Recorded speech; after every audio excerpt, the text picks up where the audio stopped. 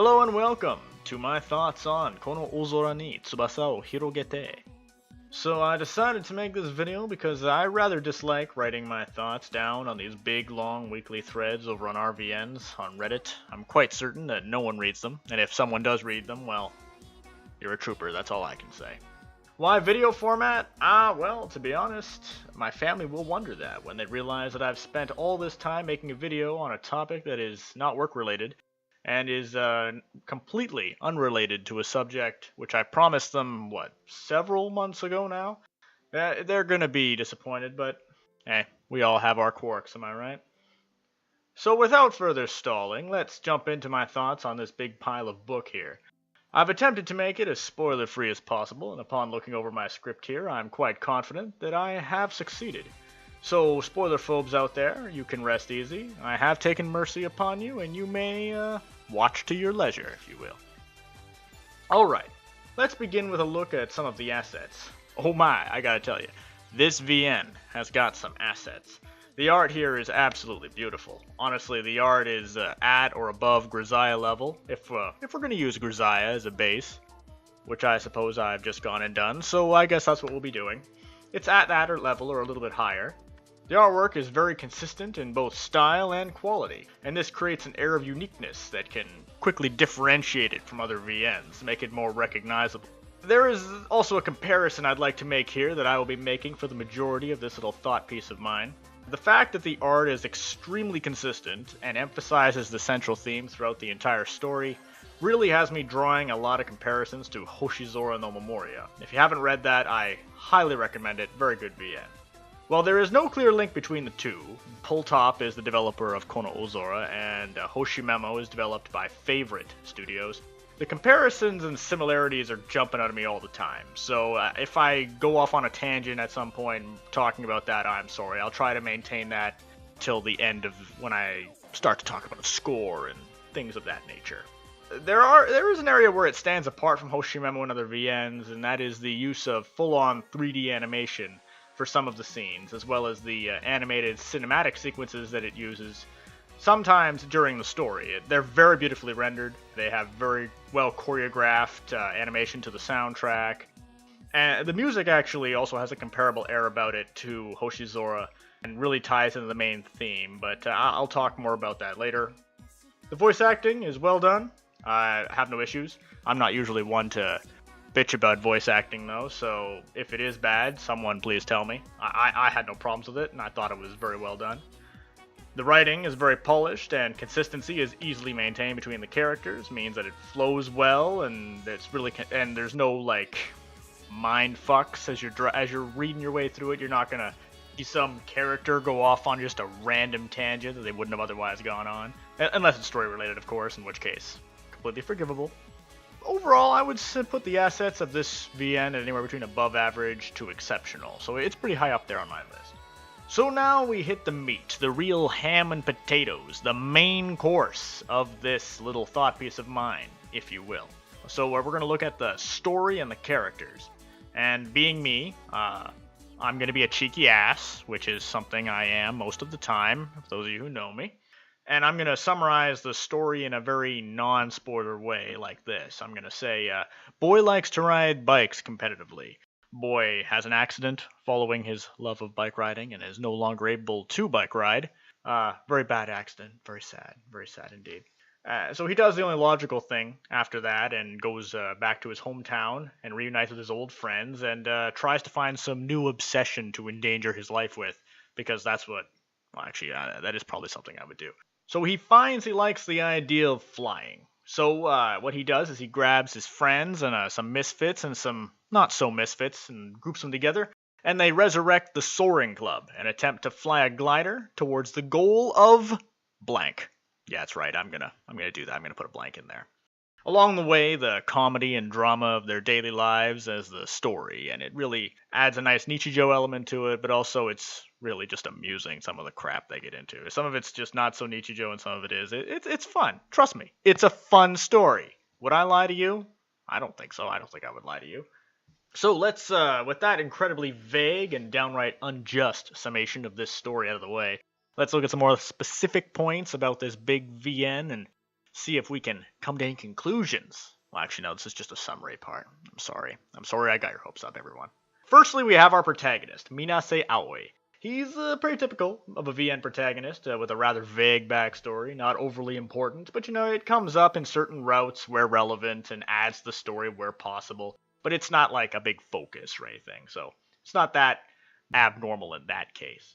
He's a quiet but not intrapersonal guy who likes manga and competition, and he really just wants to do something that's more team-oriented. When he was riding bikes, he wasn't riding in a team, so now he wants to do something that's really team-oriented with his friends, and that's sort of why he goes out on a limb to try to meet all these people. He really wants to share a dream or a goal with other people, and that comes up a lot in the story. He's not the most overly original character, clearly, but, for this story it actually works out. It doesn't manifest as a weakness or anything, so I would say that it works out okay with the VN.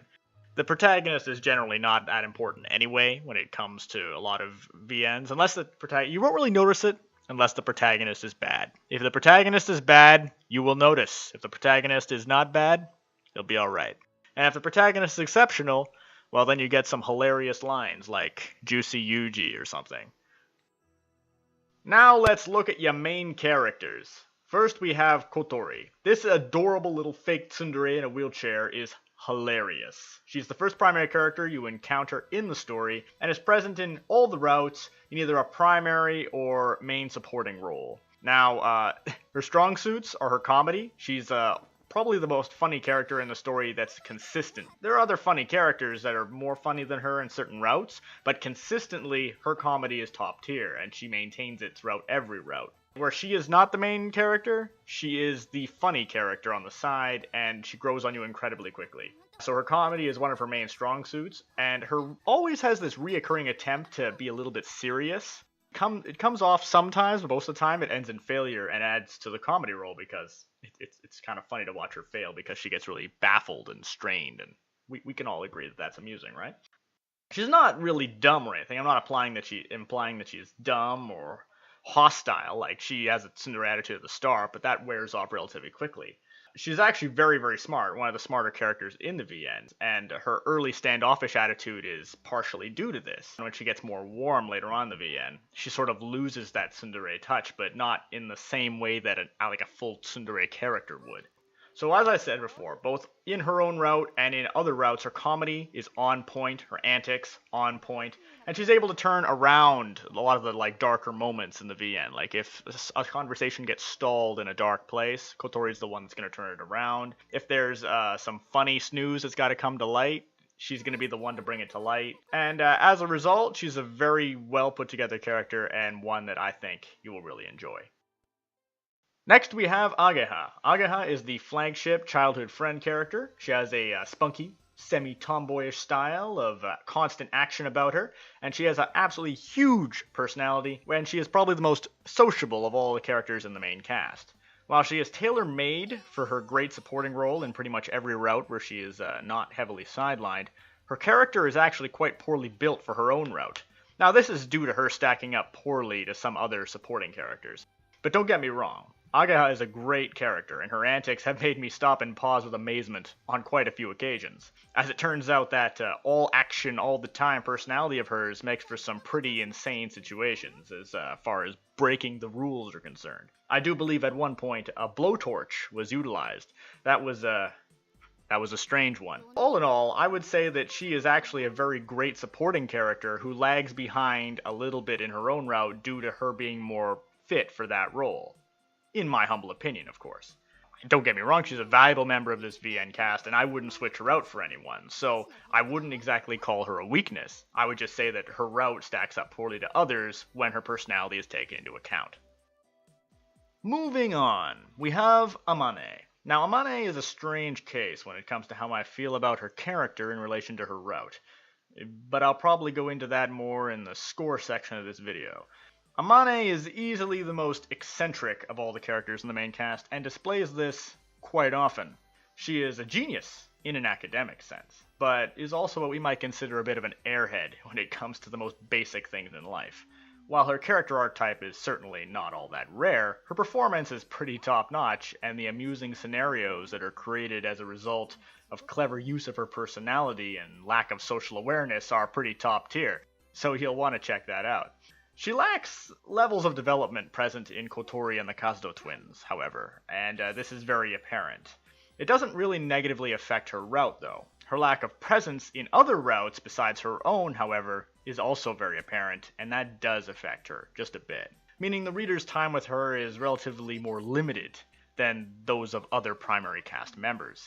It's jarring, a little bit, but at the same time, it's not unwarranted, and it's well established in the story as to reasons why. And I have a difficult time understanding how they would have fit her into the story in other ways. So overall, I wouldn't say it's a decision that has a overall negative effect on the VN, but I would say it does have a net negative effect on Amane as a character, just because your time with her is a lot more limited, and as a result, her personality doesn't have as much time to develop. And now we come to the Kazuto twins. I guess I should start by addressing the obvious elephant in the room. Their names are Yoru and Asa. In Japanese, phonetically, they mean night and morning, respectively. That's right. Now you're starting to get the picture. It's the old oxymoron of something being the same yet completely opposite. Hee hee hee hee, I see what you did there, Japanese writers. Despite being twins, they are in fact as different and night and day. See, I can do it too. I'll spare you the specifics because some of it is actually very funny when it's revealed, so I can't get too far into it. Asa is the older of the two twins, and actually, in Japanese culture, this is actually quite relevant. Yeah, the older of twins. Who knew? Yoru, being the younger of the two twins, is actually the child prodigy of the two of them, and the older sister is somewhat looked down upon by her relatives as inferior due to this. This leads to some rather interesting drama, some amusing jokes, and the cast members poking fun once this dynamic is revealed. That's not to suggest that the sisters are in any way confrontational with one another, with the notable exception of what occurs in Yoru's route. Despite her super tsundere demeanor, Yoru is actually very, very protective of her sister, and defers to her, and her alone, in many situations. And yeah, this is a true tsundere personality, and not the fake one you got with Kotori, and she pulls it off with extra bitch involved.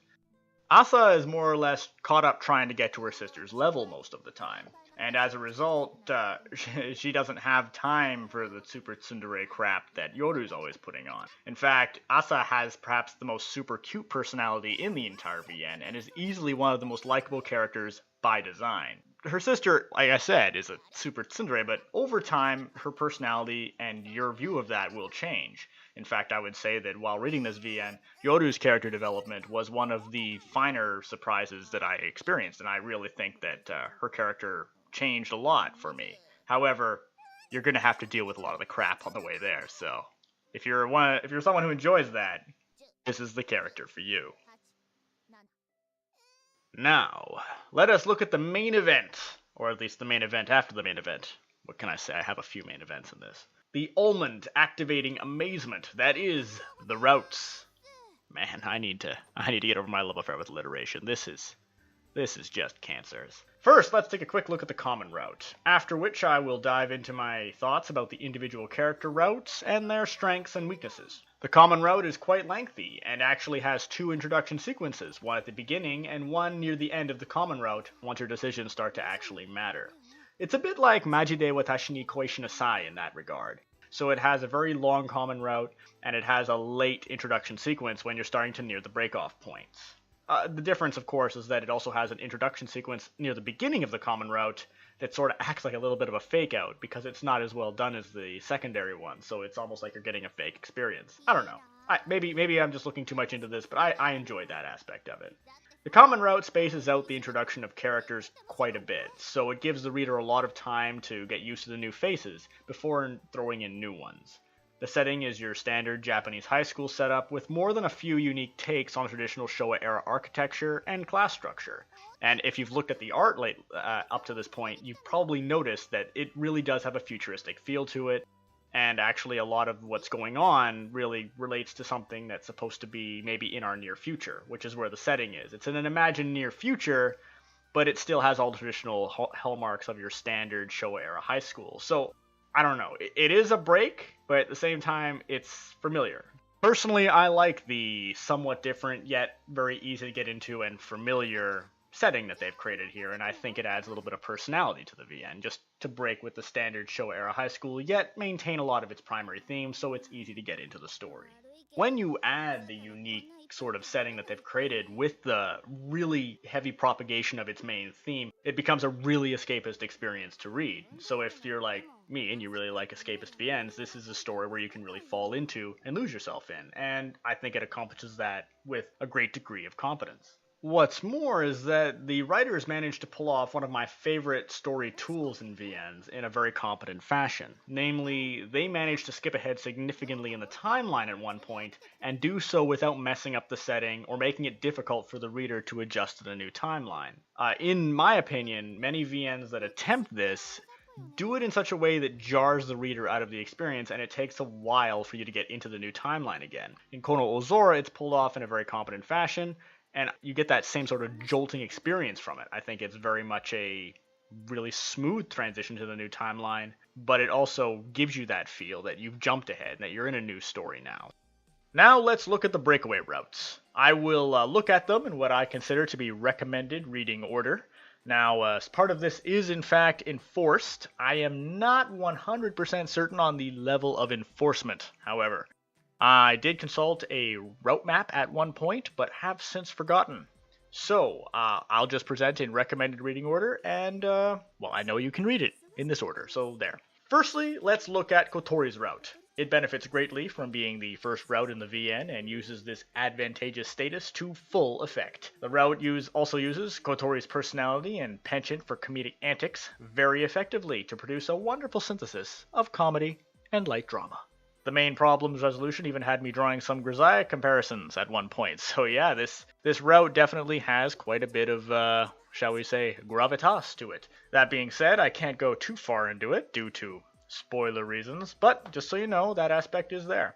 That being said now, it is pretty clear, if you have been following up to this point, that Kotori is the flagship heroine of this particular VN. I mean, just look at, the box, the art, the advertising material, if you have ever seen it. It's pretty clear that Kotori was the primary focus, and it's also pretty clear that on the writing staff, there are some hardcore Kotori shills in the house. And I don't think this is necessarily a bad thing. In fact, I would say that her route and the VN in general definitely benefits from this level of favoritism because I think it's pulled off in a very good way. It has some of the best flight sequences when everything is still fresh and new, and it has some of the best resolution events and beautiful CGs. Overall, I'd say Kotori's route is a really fun read, and it sets an objective sort of standard that you can judge other routes by early on in the VN. It's, of course, a very high standard to set very early on, and the favoritism definitely has given her an advantage here, and many of the routes, by comparison, are found wanting. But overall, wonderful read.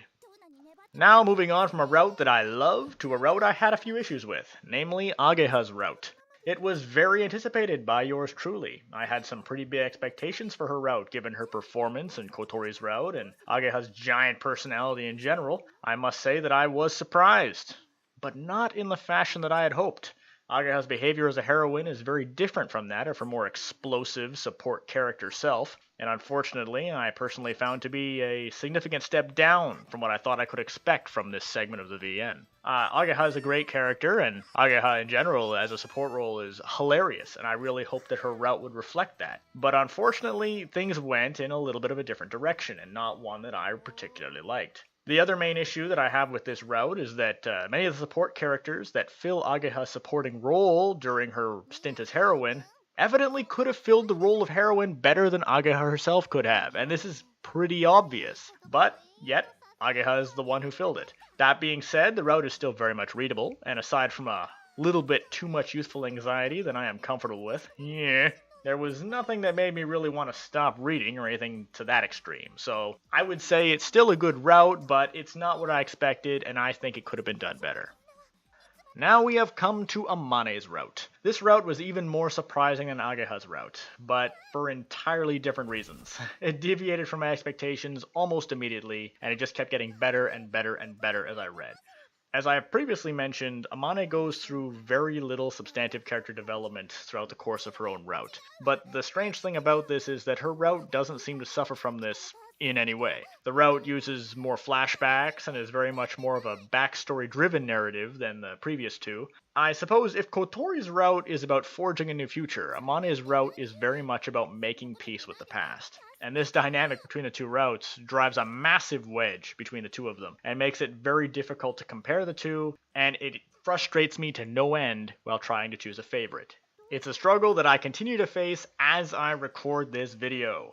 So, the story itself is very much Amane's story, and unlike the protagonist's more active role in Kotori's route, Aoi really takes a backseat when we're talking about Amane's route. She really takes the reins and leads the majority of the way, and that leads to a very different feel than in previous routes. The route is also the one where most of the supporting cast really shines. Secondary characters such as Tatsuya and Akari really shine in this route and give it a more, shall we say, unique feel than the previous two. Wherever the supporting cast seems to go in this VN, good story follows, so this was a very effective tactic that the route definitely benefits from. Now, if there is one piece of advice I would like to offer the reader before finishing this route, it is in regards to the epilogue. All of the routes have a short epilogue following the ED. It's sort of a short story roundup, and it's, those sort of fly off into the sunset sort of events that we really enjoy. For Amane's route, I would suggest that you really slow down. Even if you're a very fast reader compared to most, I would say slow down and really take in the words for the final sections of this route. They are some of the most well-written and I think most poetic words in the entire VN, and I think you can definitely get a good experience out of them or maybe even learn something. So I would recommend that.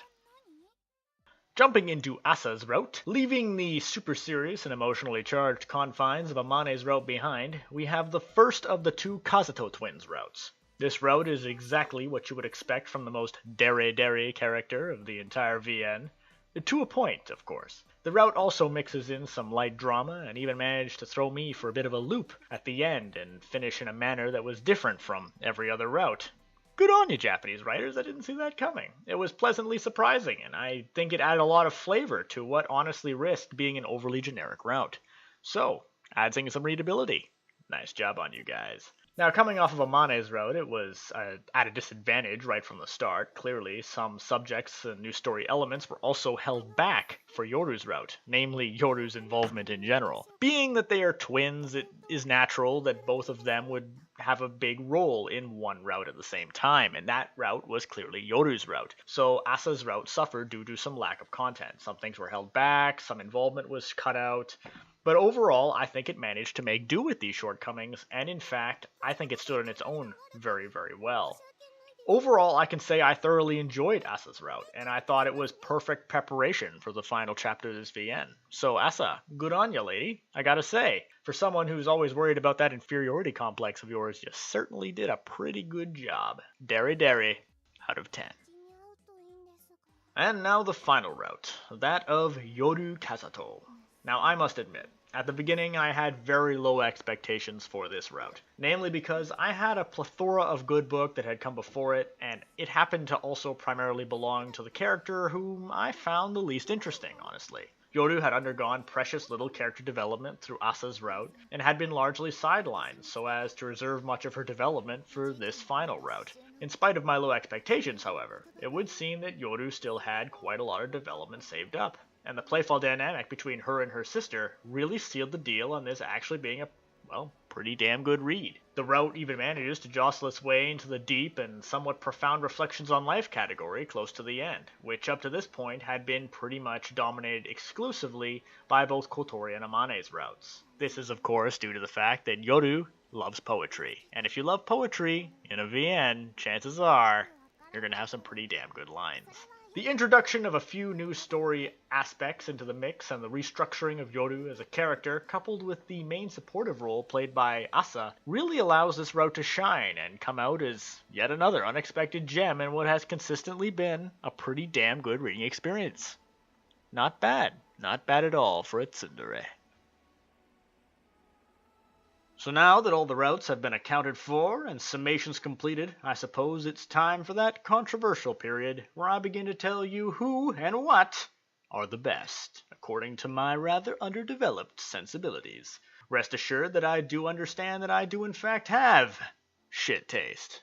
Alright, let us proceed. First, I shall tell you who, according to me, is best heroine. Now this one was actually not nearly as difficult as I thought it would be. While the route selection process was absolute fucking hell, this one was rather straightforward. I suppose I should preface this by saying that this VN is one of those rare exceptions, for me at least, where the best heroine and the best route are two very different things. While the chance is always there for this to occur, I find usually they are one and the same.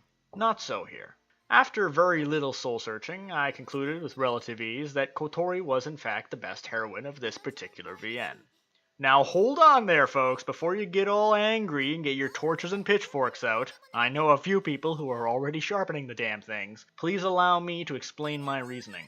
Then feel free to unleash your anger upon me. It's honestly probably deserved. Kotori had a natural advantage right from the start. Namely, she is the flagship heroine of a VN, and as such, she probably gets more screen time than any other character.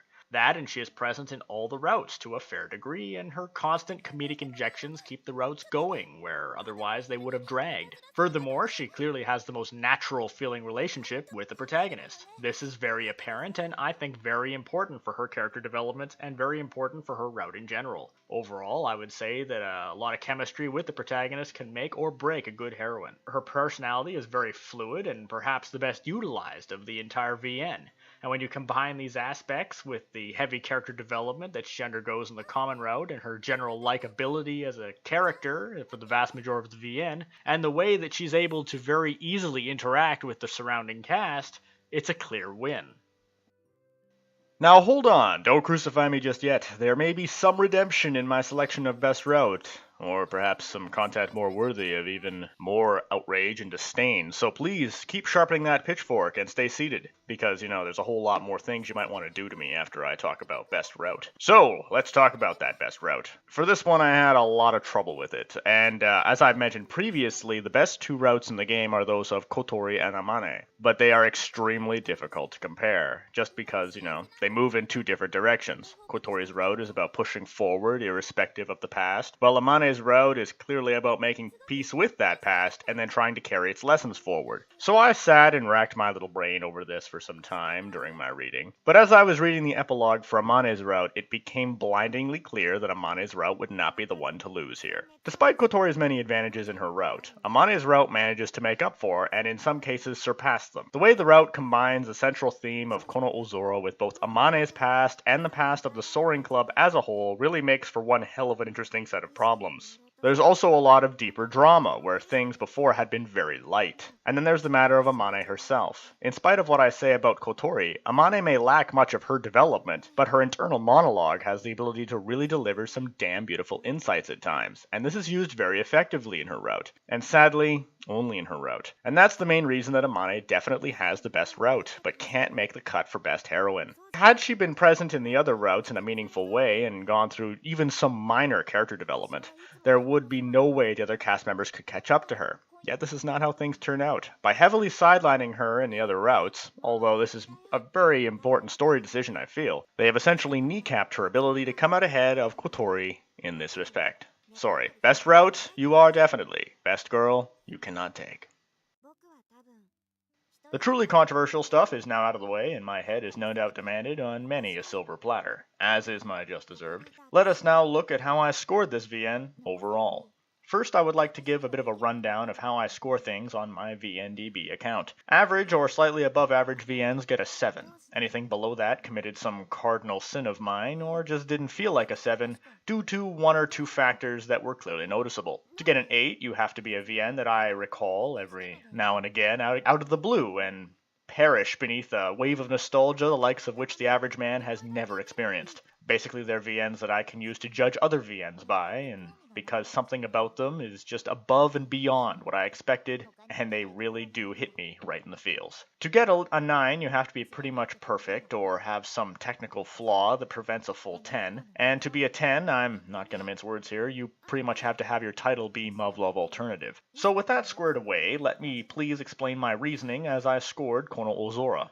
When I was considering what score I should levy upon this work, I could not help but find myself drawing endless conclusions to Hoshizora no Memoria, which I gave an 8. The main reason for this was clear. They are both VNs heavily concentrated around one central theme that is connected to at every available opportunity. In Hoshimemo, it's the stars, and specifically the stars involved in the Japanese story of Tanabata. In Kono Oozora, it's, well, the sky, and a specific goal of the Soaring Club that for spoiler reasons I shall not reveal. The setting is similar, with the protagonists both returning to respective hometowns after long periods of absence, and both have very high quality and distinctive assets. Kono Oozora is about on par with Hoshimemo in the music department, with a well-utilized BGM collection that includes a few really hard-hitting emotional tracks for those off-into-the-sunset moments we all love. They have 2 fully produced single tracks for the OP and the ED. The tracks in question are named Precious Wing and Perfect Sky and are sung by Chada and Shimotsuki Haruka, respectively. They both are great additions to any VN collection and fit very well into the central theme of the VN. The art is close to Hoshimemo, but I must say it falls just a little bit short. There is something distinctive about the favorite art style and the way it is utilized in Hoshimemo that gives it a bit of an edge. The distinction between the two also begins to widen when the writing is taken into account. Hoshimemo does an amazing job of tying everything to the central theme while also linking to a long timeline of events over a series of many years. Basically, through 100 little breadcrumbs, you can eventually draw a line right from the final conclusion of the final route to a collection of events that occurred years or even decades before the events of the VN itself. Kono Oozora, by contrast, has none of that. With the notable exception of Amane's route, it doesn't have any of the macro little pieces fitting together story elements that Hoshimemo has. In the atmosphere is also a slight bit less immersive. With Hoshimemo, the way the art and the story and the characters came together made a scene watching the stars so immersive you could smell the fresh night air as you read it. In Kono Oozora, you get about 80% of the way there, but it fails to hit that level. I would label it as highly escapist, but lacking that level of immersion that truly separates the wheat from the chaff as far as VNs are concerned. So, as far as score goes, I had to give Kono Oozora ni Tsubasa o Hirogete a 7 out of 10. Very respectable. I would say it's above average, but falls just a little bit short. And I think that is due to maybe the vision of the VN being cut just a little bit short, where it could have expanded and gone truly above and beyond what I wanted. Now for some side notes. I read this VN in Japanese, clearly. So I don't know how the translated title, If My Heart Had Wings, stacks up to this one.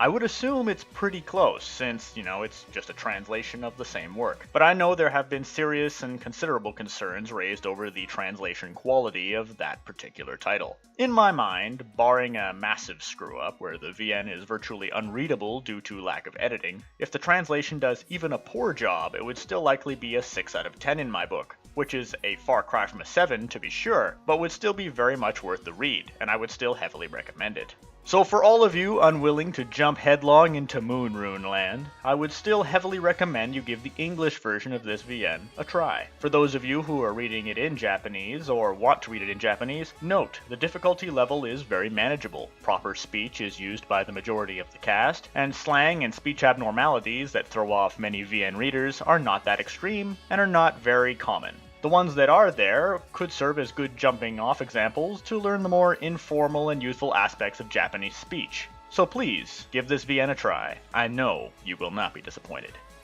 So I hope you enjoyed this little traverse through the mind of this particular try-hard VN reader. I clearly didn't need to put all the effort into this that I did, and yet, here we are. God damn, I'm a madman. So I hope you have a wonderful day. This is the Tech Priest, signing off. Word of advice from a wise man.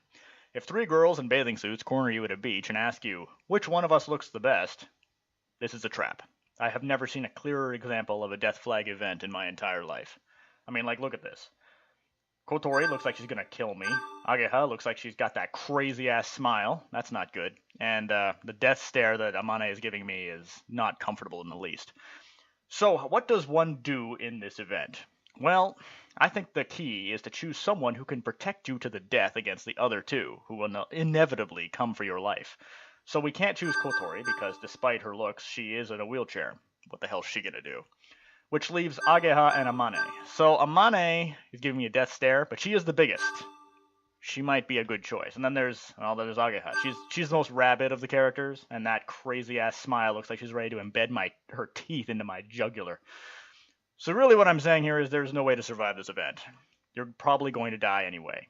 You could say nobody, but that's throwing your life away. Probably the most painful way, too. So what does one do to survive a situation like this?